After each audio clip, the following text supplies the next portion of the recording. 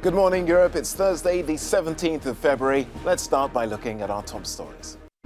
The European Union is urging Russia to de-escalate the tensions at the Ukrainian border, despite Moscow saying it's withdrawing troops at Crimea. The EU has also offered Kiev a €1.2 billion macro-financial loan. It's day two for NATO defence ministers to discuss the Russian-Ukraine tensions, as it says there's no sign of Russian troops withdrawing. And the Golden Bear was awarded to the Spanish film Alcaraz at the Berlinale Film Festival. It was filmmaker Carla Simone's second movie she's made and was shot near Barcelona.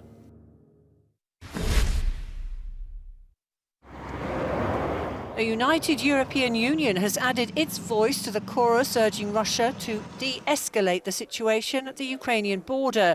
The European Council President has called for tangible action from Moscow. Fears that a Russian invasion of Ukraine is imminent may appear to have eased, but they've not gone away. In the last 2 days, Russia has signalled that it may be open to diplomacy. And we urge Russia to take concrete and tangible steps towards de-escalation, because this is the condition for sincere political dialogue. We cannot eternally attempt diplomacy on one side, while the other side is amassing troops. The fast-tracking of the Commission's €1.2 billion macro-financial loan to help Ukraine passed the final parliamentary hurdle on Wednesday evening. Ukraine's external financing has dried up due to Russia's military threat and the worsening economic situation in the wake of the pandemic. In Ukraine itself, February the 16th saw President Volodymyr Zelensky on a mission to rally the troops and the morale of ordinary Ukrainians in case Russian tanks begin to cross into the country.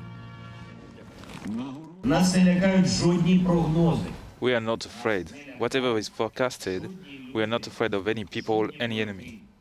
We are not afraid of any dates because we will defend ourselves both on 16th February and on the 17th, and in March and in April and in September and in December, and no matter what day and month. Despite Western disbelief, Russia says it has withdrawn some of its troops.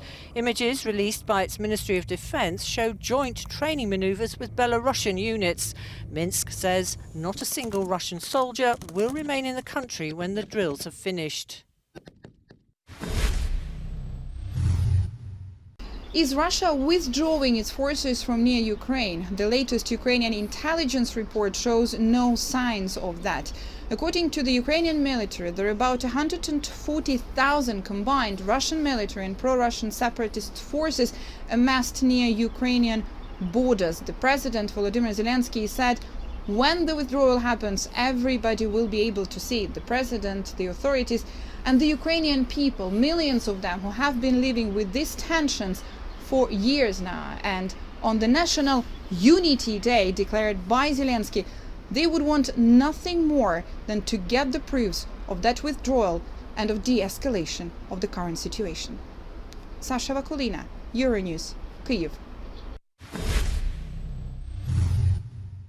NATO defence ministers are meeting in Brussels today for the second day in a row to discuss the ongoing tensions with Russia over Ukraine. Speaking after the first day of talks, the NATO Secretary-General Jens Stoltenberg said that despite the cautious optimism, there were still no signs from Moscow of any withdrawal of troops or equipment, and that this was the new normal. In a statement, allies said that they were still very concerned by the very large-scale, unprovoked and unjustified Russian military build-up in and around Ukraine and in Belarus, and they urged Russia to choose diplomacy. But Jens Stoltenberg also told reporters that NATO is considering what we reported yesterday, which is beefing up battle groups in the southeast of Europe. But onlookers argue that this risks antagonising Moscow.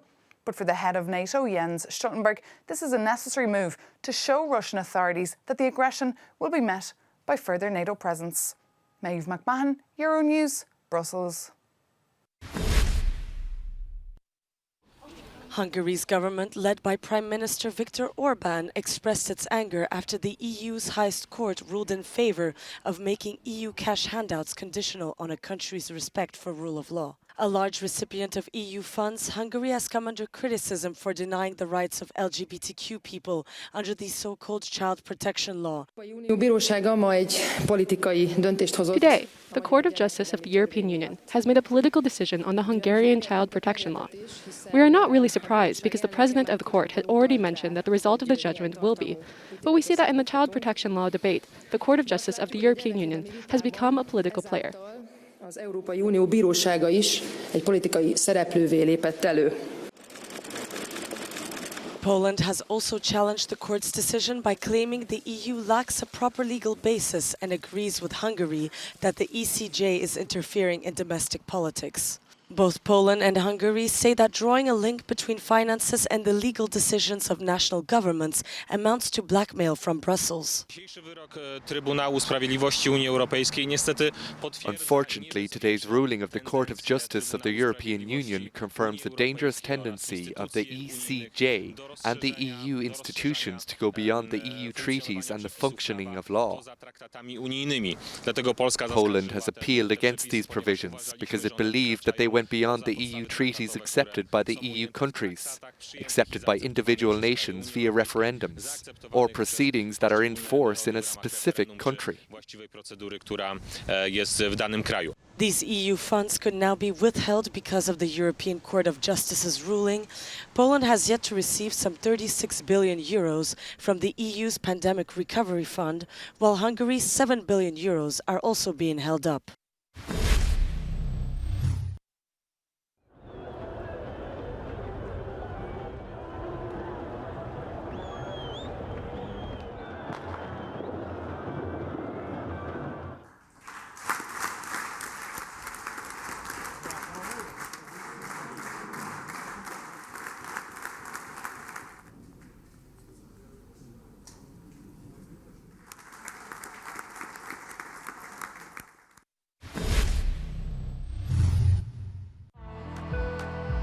Liverpool's 2-0 win over Inter Milan in Italy has put them in the running for a place in the Champions League quarter-finals.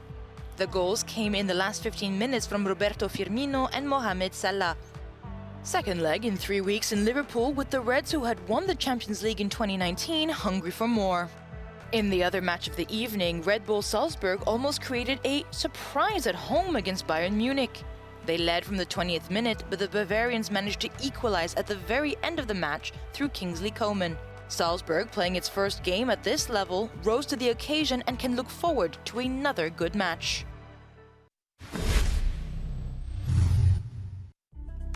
On the 12th day of the Winter Games, Clément Noël claimed France's first alpine skiing gold medal of the Beijing Olympics when he won the men's slalom. Austrian Johannes Strolz took silver, while Norwegian Sebastian Foss-Solveig claimed bronze.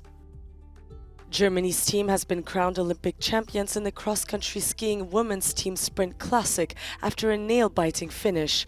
Sweden took silver, and the Russian Olympic Committee claimed the bronze medal.